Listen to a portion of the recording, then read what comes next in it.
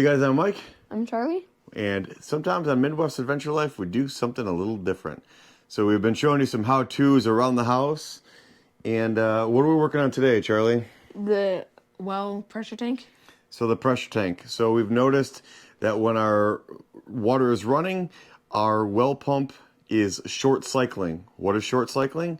Well, that means when you hear your pump cycle in, I would say, less than 30 seconds. So if you're showering, you're flushing toilets, you have people in the shower, and less than 30 seconds goes by and you hear your well cycle again, you probably have a problem and you need to pay attention, because when your well pump short cycles, what does happen? You can burn the pump out. Burn the pump out. So we're going to show you what we did. Here is our tank. So in order to do this test, you need to make sure this tank is empty. As you can tell, it is. So what we did is we turned off the power to the well pump, so hit your breaker. I closed my valve to the house, and I've got this spigot here. If you don't have a spigot, you could open up a drain somewhere in your faucet or whatever. But I opened up this and let all the water out, drained it into my sump pump pit, okay? Once this is empty, you can put a tire gauge. That's just a standard Schrader valve like you'd have on your tire. So you can put a tire gauge there, and you can test the pressure of the tank. Mine was at 0. So 0 can mean a few things. It can mean it's bad, or it can mean this tank leaked down. It's not terribly uncommon for these to leak down over time. I've actually had to do this one time before. I do feel like I'm nursing this tank along because it's 23 years old, but fingers crossed we can keep some life out of this thing. Drain the tank full of water. I had 0 PSI. Now what you need to do is you need to fill it back up with air. You don't want to fill it with air when there's water in it, because it's going to give you a false sense. You're going to get water pressure on it. You just want the air pressure. So you need to fill this. We have our tire gauge here. We're at 37.8. Now I will say we did fill it to 38 PSI. 38.1.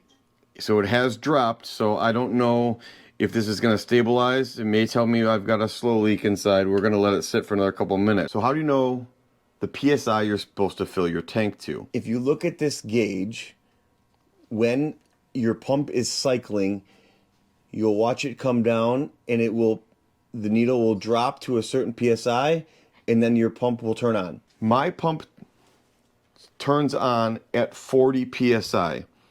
You always want your tank to have 2 PSI less than your trigger point. So mine cycles at 40 PSI, turns on the pump. So I fill my tank to 38 PSI. If yours cycles at a different PSI, you're going to want to drop 2 pounds of pressure, and that's what you're going to fill your tank to. So we filled the tank. We did fill it to 38.1. We're at 37.8. Maybe we're getting a little lost here. I don't know. So at this point, what I'm probably going to do, I'm probably just going to fill the tank. Fingers crossed, see if it's any better. At this point, if I have to recharge this tank one more time, I think I'm at a lost cause. I think it's time to replace the tank. What do you think, Charlie? I agree. Again, short cycling will cause your pump to burn out. A tank is $500 to $700, depending on the tank. If you do it yourself, really just one fitting, so it's not a ton of work. Our well pump is 120 feet in the ground. This is gonna be a whole lot easier to change than a well pump. So now, once you're done, so now you can go ahead and turn your power back on, let the pump kick in, and let this fill in, and see if your short cycling problem goes away. All right, so Charlie just flipped the breaker. Sink is on. So now what's going to happen? We're going to watch the pressure build up. Pressure come down, but it's going to have to notice it, like I said, come down to about that 40 before it kicks in. That's when we set the pressure to 38. We'll check for. I can tell you it's already way better. Last time, if anything, it'll probably work for a while, and it's going to take maybe a day or two to determine if this is a real fix.